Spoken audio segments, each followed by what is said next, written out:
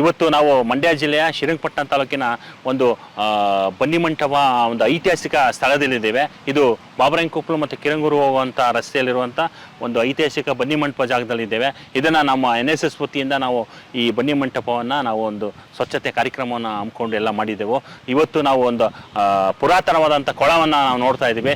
ಇದು ಇಲ್ಲಿ ಕ್ರಿಸ್ತಶಕ 1610ರಲ್ಲಿ ಮೈಸೂರಿನ ಮಹಾರಾಜ ಒಡೆಯರು ಆನ್ ದ ವೇ ಹೋಗುವಂಥ ದಾರಿಯಲ್ಲಿ ಅವು ಕುಡಿಯೋಕ್ಕೆ ನೀರಿನ ವ್ಯವಸ್ಥೆ ಬೇಕಾಗುತ್ತೆ, ಮತ್ತು ಇಲ್ಲಿರುವಂಥ ಹಳ್ಳಿ ಜನಗಳಿಗೆ ಕುಡಿಯಲು ನೀರಿನ ವ್ಯವಸ್ಥೆ ಬೇಕು. ಹಾಗೆ ನೀವು ಅಲ್ಲೊಂದು ಮಂಟಪ ನೋಡ್ಬೋದು ವಿಶ್ರಾಂತಿ ತಗೊಳ್ಳೋಕ್ಕೆ.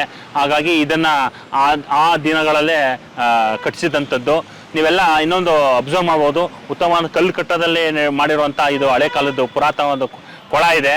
ಮತ್ತು ಇದು ಕ್ರಿಸ್ತಶಕ 1610ರಲ್ಲಿ ಈ ಏನು ಬನ್ನಿಮಂಟಪ ಅಂತ ಜಾಗದಲ್ಲಿ ನಾವು ನಿಂತಿದ್ದೀವಿ.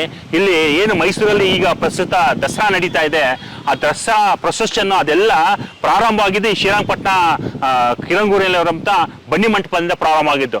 ಕ್ರಿಸ್ತಶಕ 1610ರಿಂದ ಸ್ಟಾರ್ಟ್ ಆದಂಥ ದಸರಾ, ಶ್ರೀರಂಗಪಟ್ಟಣ ದಸರಾ ಅಪ್ ಟು ಕ್ರಿಸ್ತಶಕ 1799ವರೆಗೂ ವಿಜೃಂಭಣೆಯಿಂದ ನಡೆದಂಥ ಒಂದು ದಸರಾವನ್ನು ಇಲ್ಲಿ ನಾವು ಕಾಣ್ಬೋದು. ಅದಕ್ಕೆ ಇತಿಹಾಸಗಳ ಪುರಾವೆಗಳನ್ನು ನಾವು ನೋಡ್ಬೋದು.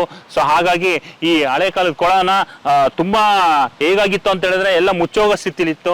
ಇದನ್ನು NSS ವಿದ್ಯಾರ್ಥಿಗಳು ಎಲ್ಲ ಕರೆತಂದು ಇದನ್ನು ರೀಸ್ಟೋರೇಷನ್ ಮಾಡಿ ಇದನ್ನು ತಾಲೂಕು ಆಡಳಿತಕ್ಕೆ ಜಿಲ್ಲಾಡಳಿತಗಳಿಗೆ ಗಮನಕ್ಕೆ ತಂದು, ಹಾಗೆ ಇಲ್ಲಿ PDO ಆದಂಥ ಶ್ರೀಯುತ ಪ್ರಶಾಂತ್ ಸರ್ ಅವರ ಮಾರ್ಗದರ್ಶನದಲ್ಲಿ ಅವರೆಲ್ಲ ನಿಂತ್ಕೊಂಡು ಇಲ್ಲಿ ನಮಗೆಲ್ಲ ಸಹಕಾರ ಕೊಟ್ಟು ಇದನ್ನು ಒಂದು ರೀಸ್ಟೋರೇಷನ್ ಮಾಡಿ ನೀಟಾಗಿ ಇದನ್ನು ಕರೆಕ್ಟಾಗಿ ಒಂದು ಸ್ಟ್ರಕ್ಚರ್ ಕೊಟ್ಟಿದ್ದಾರೆ. ಈಗ ನೋಡ್ಬೋದು ಎಷ್ಟು ಚೆನ್ನಾಗಾಗಿದೆ ಇದನ್ನು ಅಂತ ಹೇಳಿ.